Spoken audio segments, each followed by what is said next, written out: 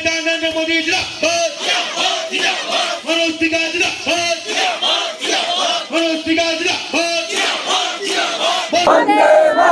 Bharatiya Janata party जिंदाबाद, Bharatiya Janata party जिंदाबाद, महान देश का महान नेता नरेंद्र मोदी जिंदाबाद, महान देश का महान नेता नरेंद्र मोदी जिंदाबाद, वोट देगा किसमें, वोट देगा किसमें, वोट देगा किसमें। हजुर अब हामी त बगानको हाल यस्तै छ हैन, यो हालले गर्दाखेरि त हामी बीजेपीलाई नै भोट दिन्छौँ। हामी योपालि बीजेपीलाई नै भोट बीजेपीलाई नै दिन्छौँ हामी।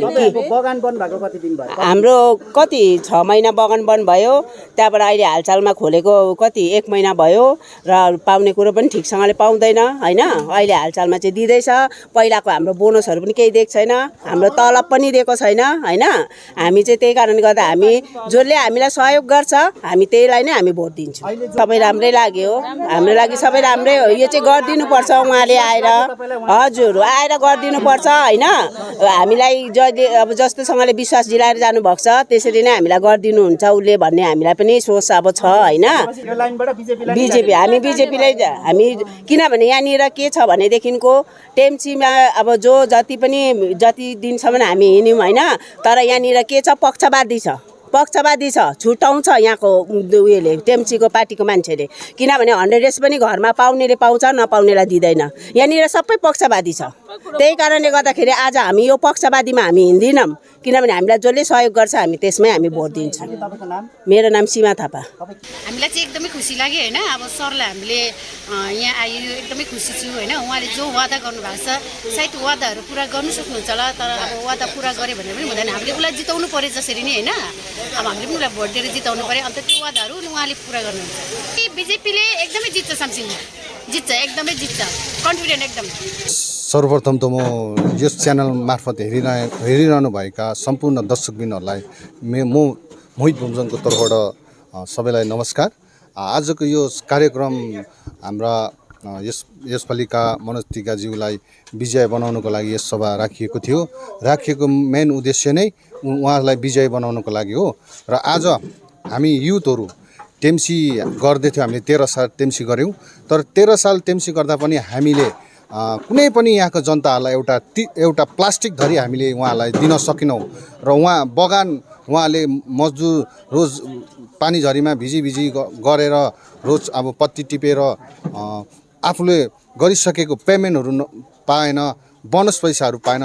त्यसै कारणले गर्दाखेरि हामी आज युथ भाइ लगायत सम्पूर्ण सामसिङ 40 घर जति चाहिँ आज हामी बीजेपीलाई नै हामीले समर्थन जनाएका छौँ। यहाँ के गर्छ, किनकि अब यो बङ्गालै बीजेपीको राज्य भएपछि बीजेपीले अवश्य गर्छ भन्ने मलाई जहाँसम्म विश्वास छ। लगभग 40 भन्दा अझै माथि थियो होला जस्तो मलाई अनुभव छ।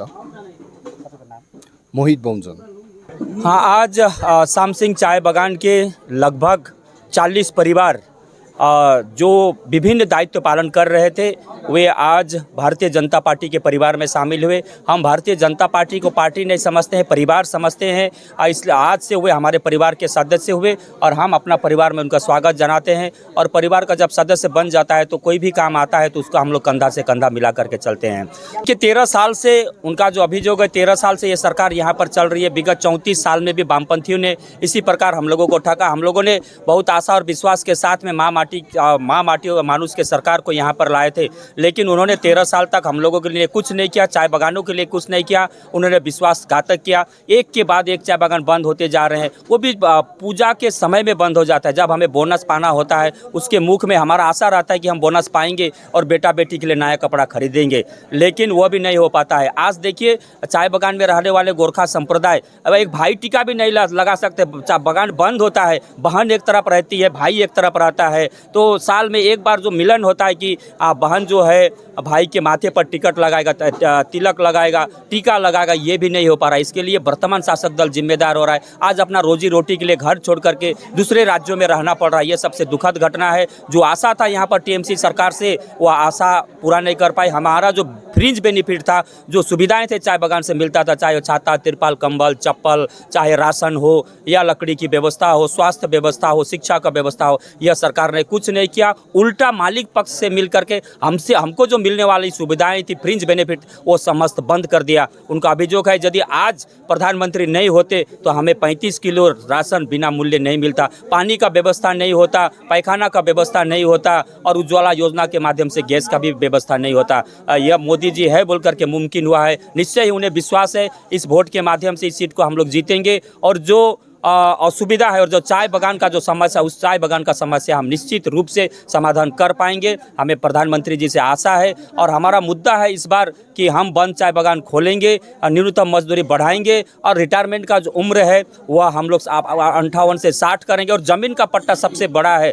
ये ज़मीन का पट्टा क्या है कि ज़मीन का पट्टा दे करके यहाँ पर चाय बागान में रहने वाले आदिवासी और गोरखा संप्रदाय के लोगों को शरणार्थी बनाने का जो षड्यंत्र वर्तमान शासक दल कर रही है, हमें कभी भी सफल होने नहीं देंगे। हमारा दाबी है कि आने वाला समय में पट्टा की जगह में हमें उस जमीन का मालिकाना अधिकार दिया जाए ताकि वह जमीन मैं न रहने से भी मेरा बेटा बेटी का होगा, क्योंकि पट्टा में वह मेरा नाम पर है, लेकिन आने वाला समय में जब मेरा देहांत हो जाएगा, मेरी मृत्यु हो जाएगी, तो वह पट्टा जो है मेरा बेटा बेटी के नाम में ट्रांसफर नहीं होगा, अर्थात हस्तांतरण नहीं होगा। तो उस समय मेरा बेटा बेटी को शरणार्थी होना पड़ेगा। लेकिन हम आने वाले जनरेशन को, पीढ़ी को कभी भी हम यहाँ पर शरणार्थी बनने नहीं देंगे। आने वाला समय में जो हमारा जमीन का अधिकार है, पट्टा का जगह में हमें मालिकाना अधिकार देना पड़ेगा।